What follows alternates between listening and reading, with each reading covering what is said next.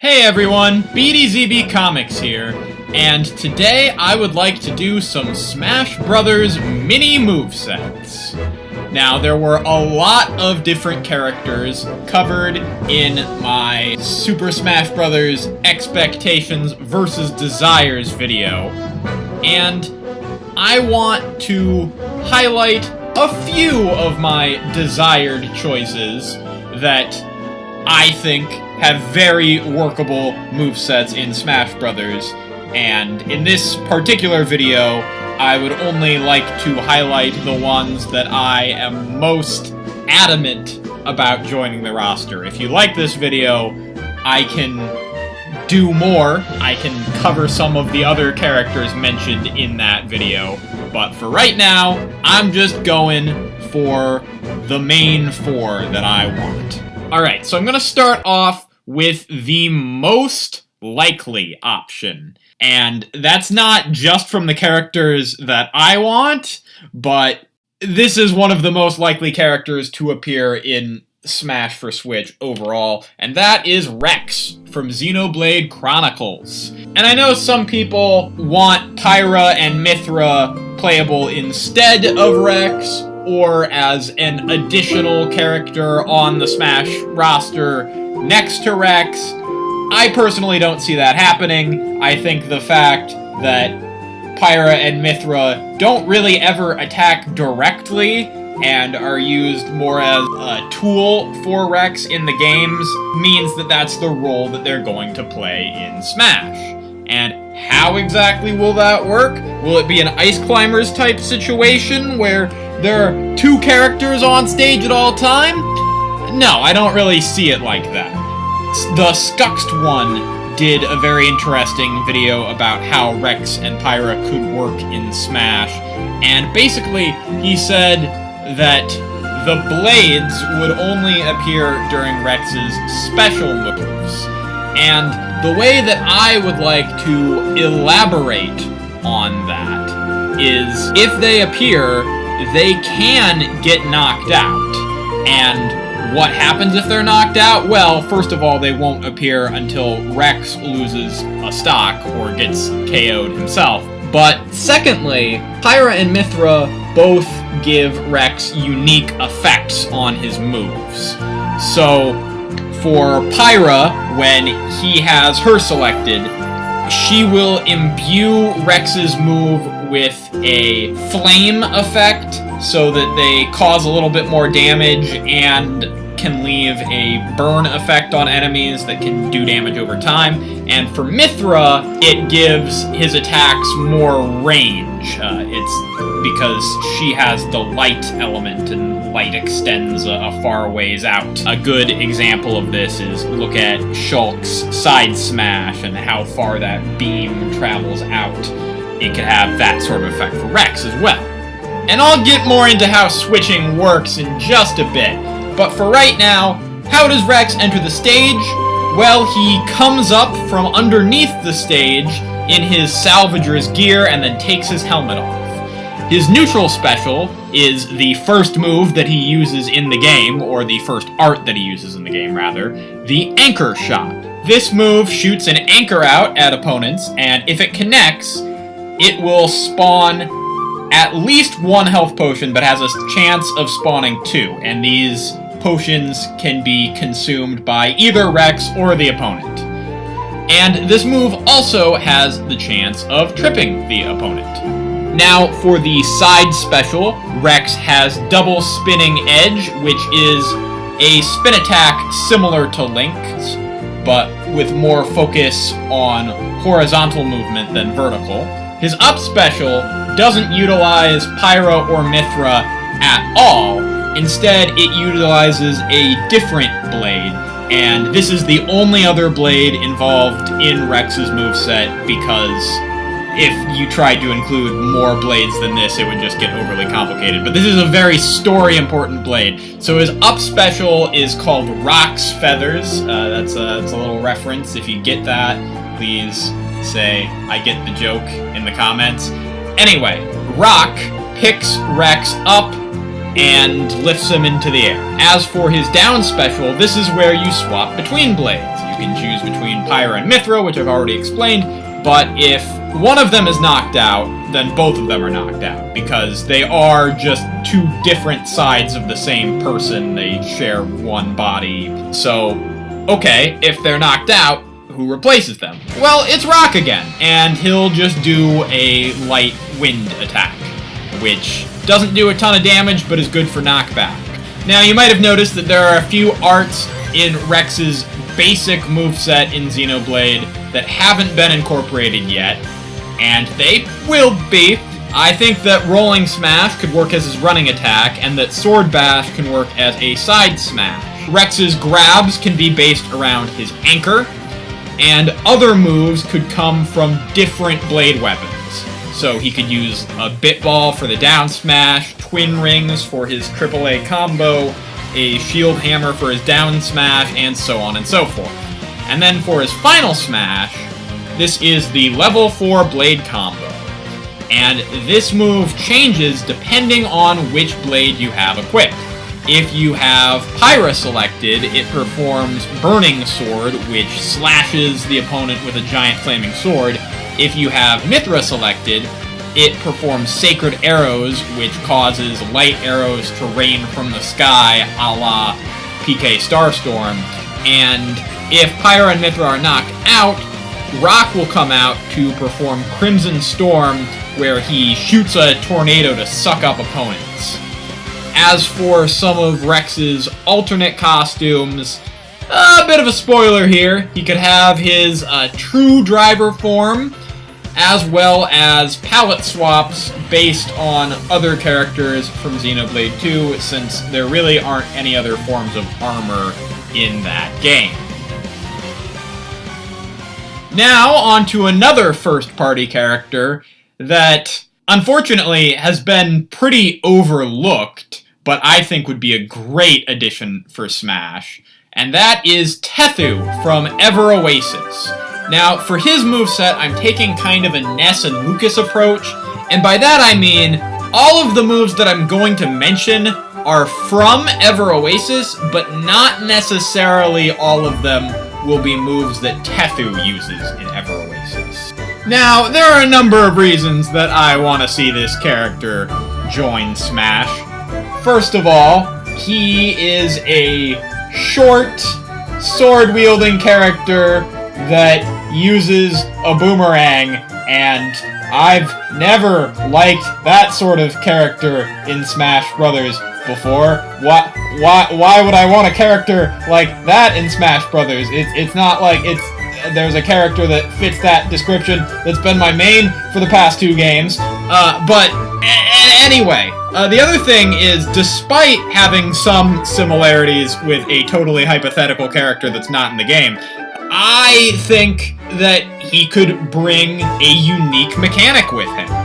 And that is the fact that in Ever Oasis, going out into the Oasis and collecting resources to build the shops in your Oasis is a key component of the game.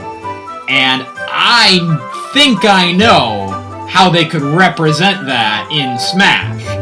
As you attack your enemies, you collect resources. What will these resources do? Well, when we get into the special moves, I'll tell you. But for right now, let's focus on how Tethu enters stage, and it's him waking up from his hammock. Now, his neutral special is Green Gale, which is the signature ability of Tethu in the game, his main ability. And this is a move with multiple stages, just like Robin's Thunder Spell or Pac-Man's Fruit. The first stage would just knock the opponent back a little, and that's it. The second stage would be a little bigger. It would still have the knockback effect, but it would also lower the enemy's defenses for a short time, just like how Green Gale affects sandy enemies in Ever Oasis. And the third stage would trap opponents in the Gale for a few seconds before spitting them out from the top. a lot like how the tornado on the N64 Hyrule Castle stage works. This wouldn't do any damage, but would be a pretty much guaranteed KO when the opponent is at high percents. Now, his side special would be the Circa Hammer, where he slams down a massive hammer. Now, Tethu doesn't usually use this move in Ever Oasis. This move is for the Circa characters, which are much bigger and stronger than he. So, when Tethu uses this move, it's very slow, but it's also very powerful. So, it's very punishable, but it's also a really good kill move. So, risk and reward here. His up special is the Paraflower, which shoots him out of a flower into the air, and he descends on a smaller parasol-like flower. And this works very similar to Peach's Parasol. Although, there are also some similarities with Sonic's Spring, because when he shoots up out of that giant flower from the ground, if he's on stage, the flower just stays on the ground for a few seconds and doesn't really do anything. But if he's off stage, that flower falls below him and it can knock opponents downward. Now his down special is the Bloom Booth, and that's where all those resources come in. Once he has enough resources, he can plant a shop, or Bloom Booth, as they're called in Ever Oasis, anywhere he wants on stage. This booth will be in the background, and any opponent who walks past will have the shop owner run out and attack them. In order to keep the booth running, though, Tethu must continue to collect resources. If he fails, the booth vanishes, and he must plant another when he has resources again. Get enough resources, though, and you can upgrade your Bloom Booth to be bigger, so that the shopkeeper's attacks last longer. Bloom Booths can be upgraded twice, and you can only have one on stage at a time. Alright, so for Tethu's basic attacks, they're pretty easy to figure out. Tethu's main weapon is a sword, and in-game, it literally has its own AAA combo, plus a strong attack, which can be used as a finisher. Tethu is part of a race called the Seedlings, which can equip all sorts of different weapons, and these weapons all have their own strong and weak attacks, which translates perfectly well to tilts and smash attacks. So I was thinking he could use wands for side attacks, crossbows for down attacks, and bolas for up attacks. And if that's not enough to flesh out his moveset, he could borrow a few more weapons from other races, just like he borrowed the Circa Hammer. His final smash really isn't that exciting. In Ever Oasis, you have a party of 3 characters. You control one, and then 2 just follow you the entire time. So I was thinking it should incorporate that. I'll call it Full Party Strike, and it's a cutscene-based final smash where Levi and Miura beat up opponents alongside Tethu. It's basically Shulk's final smash. I know, not great, but when a character is as unique as Tethu overall, their final smash doesn't need to be the most creative thing in the world. Alternate costumes are easy to figure out as well. There are all sorts of different outfits that Tethu can wear in the game. I do think that half of the alternate costumes should be of Tethi instead of Tethu, and that is the female player character option. However, you can also change your race in Ever Oasis, which I don't think should carry over to Smash. I don't think they should have done it in the first place. I feel like Tethu was designed as an Arabic, Middle Eastern character, and seeing other people's playthroughs of him running around with pasty skin, it's just weird. Moving on from some of my most wanted first-party characters to my most wanted third-party character, we have Travis Touchdown from No More Heroes. And the way that he enters the stage is by his Spell Tiger, or his bike. He hops off of that. Now, all of Travis's special moves, except one, are based off of super moves from the first 2 No More Heroes games. And it's important that I say from the first two No More Heroes games, because there is a third one coming out for Switch soon, where it looks like Travis has a completely different moveset. So, if you want, when Travis Strikes Again comes out, I can do an updated moveset for him. Let me know what you think in the comments. But anyway, even though these aren't generally seen as regular attacks for Travis, Cloud already has all limit breaks for his special moves, so there is a precedent for this sort of thing. Travis's neutral special is Blueberry Cheese Brownie, where he whacks a ball of pure energy with his beam katana, which proceeds to fly through the air. If it makes contact with an enemy, it will explode. His side special is Cranberry Chocolate Sundae, where he turns into a tiger and dashes forward. As a tiger, Travis can do some serious damage with his claws using the attack button, but it only lasts a few seconds, so it's not crazy cheap. Plus, the moves that Travis can use in this form are very limited. His up special is the Bike Jump. The Spell Tiger appears underneath Travis. If charged properly, he will be sent careening diagonally upwards at extreme speeds. Once on stage, Travis can hit foes while riding his bike, but only within a very short time span. And his down special is Strawberry on the Short Take. If an enemy gets close, their movements will be slowed temporarily. Now, I was going to try to incorporate charging up your beam katanas and switching out between different weapons into his moveset, but that just got really messy and complicated, which is why I went with these super attacks for his specials. But I do think that the different types of beam katanas should be represented in his moveset. His most basic attacks would be done with the Bloodberry, which is his default weapon in the game, but his smash attacks can use the other types of beam katanas he gets. For example, his side smash can be the Peony, and his up and down smashes can incorporate the Rose Nasty. Other moves of his can include the kick that he uses to stun enemies, that could be a tilt, and then wrestling moves can be used for grabs and pummels. Finally, we have the final smash, which is the Glastonbury. It's a giant robot. The Glastonbury swoops in and shoots a giant laser to decimate everyone on stage.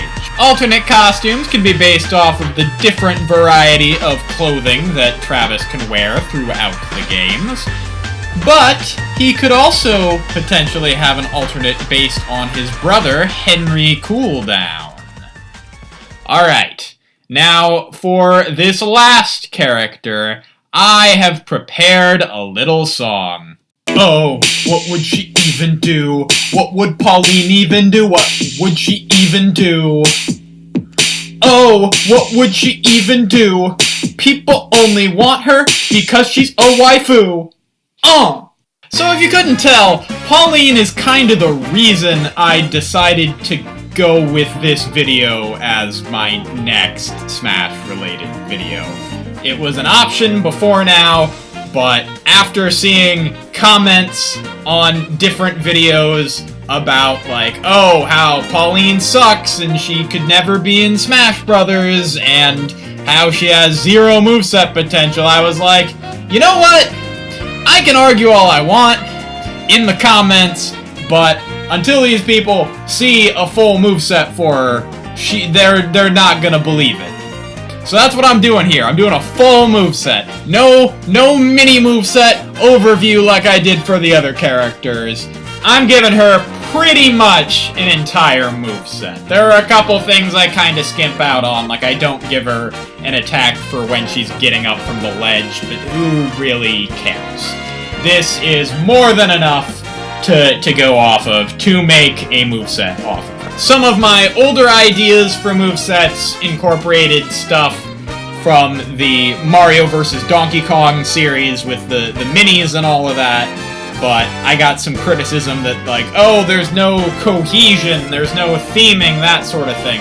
So I gave myself the extra challenge of not including anything from Mario and Donkey Kong in her moveset, even though those games tie into her Odyssey and original Donkey Kong appearances pretty heavily. Another idea that was sort of scrapped from her moveset was jazz dances as an attack. I mentioned that a little bit in my Predictions versus Desires video. It's not that I don't think that that would work, it's just that I don't know anything about jazz dance, so coming up with moves based off of it is not my forte. While Pauline doesn't have a lot of direct attacks throughout the Mario series, there is a precedent for this sort of character to get included in Smash Bros. For example, take Rosalina. Rosalina really didn't have any direct attacks prior to her inclusion in Smash. The one exception being her spin move, which she used in 3D World, but I don't think that was even in Smash. Anyway, her moveset is more based around different elements of Mario Galaxy. The UI, the general space theme, that sort of thing. And I think that Pauline could work in much the same way. Her moveset taking from various elements of New Donk City and the original arcade Donkey Kong, which inspired much of New Donk City, as well as her musical theme. Anyway, here is the moveset. Her entrance animation has her getting out of a taxi. Her neutral special is the hat toss. She tosses her hat out in front of her to smack her foes right in the face. If an enemy gets under the hat, it will fall on them and stay on their head for a few seconds, causing continuous damage like the lipstick item. Hat Toss is unique in that it's a neutral special that also serves as a character's main form of recovery. If it doesn't hit anything, it'll just stay spinning in the air for a few seconds, giving Pauline or other characters a chance to jump on it and spring upward. Her side special is the RC car. She controls an RC car that travels different distances depending on how long you hold the button, and then explodes like Din's Fire or Snake's Nikita. Now, I know that the RC car doesn't actually explode in Super Mario Odyssey, but creative liberties, plus I've been playing a lot of Mario and Rabbids recently, and they have exploding cars in that, and they're from the same series, so yeah, you can tie it in. Her up special is Jazz Singer, which is very similar to Jigglypuff's Sing move, immobilizing opponents for a few seconds. Yet, Pauline does not have a bad voice. She isn't putting anyone to sleep, she's getting everyone in a dancing position. They're too busy dancing for them to attack back, and that leaves them vulnerable. Her down special is called Jazz Musician. It summons one of her fellow musicians to help her attack. First is the trumpet, which does the least damage, but the sound of the trumpet travels the furthest. First is guitar, and then is bass, and they both have an area of effect surrounding. The bass being stronger than the guitar, but with a smaller area of effect. And then the drums deal the most damage, but the opponent has to land directly into them. And this is done in a set order. Her most basic attack hits with her purse, which is in both Donkey Kong and Mario Odyssey. And then her AAA combo uses a parasol based off of the collectible from Donkey Kong. For her finisher, she uses a hammer from Donkey Kong, which she whacks the opponent with. Her side A is a simple kick out. Sakurai often uses large parts of a character's bodies to determine their attacks, and Pauline's got legs for days. For her side smash, she swings her microphone stand. Her up A pixelated oil barrel pops out of the ground and shoots fire. Her up smash causes a new Donker to manifest, jumping with his fist pumped. Down A stomps with her heels. Down smash drops the mic, and this is a meteor smash. Her running attack uses a motorized scooter. Her neutral air lets out a single musical note that travels forward. Her forward air lets out a whole stream of notes. Her back air could be a stream of half notes that travels faster than her forward air but does less damage. Her up air sends out a treble clef ascending at a rapid rate, and her down air can send out a bass clef descending at a rapid rate. Her grab is just the normal grab, but her pummel is slapping repeatedly, and then her throw tosses the opponent forward and then throws the hat in whatever direction she wants to throw. The only exception being her down throw, where she rapidly stomps with her high heels. Her side taunt has her swing around her mic stand, similar to one of Palutena's taunts. Her up taunt has her dancing in place, and her down taunt, she jumps rope. And for her final smash, she hosts a festival concert where the whole band appears on stage at once, damaging anyone in range. Now, for her victory screen, there really is only one choice for her song.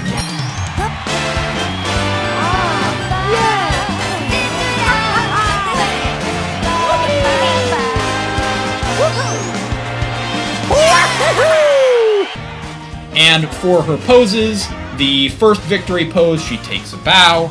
The second victory pose, she can sing with her band members alongside her. And the third victory pose, she could get swarmed by adoring New Donker fans. And as for her alternate costumes, her default would be the red dress, but she would also have her mayor outfit, and maybe the mayor outfit could be like 50% of her costumes. She could have the classic color scheme for Pauline from the artwork, as well as the classic color scheme for Donkey Kong Pauline in her sprite.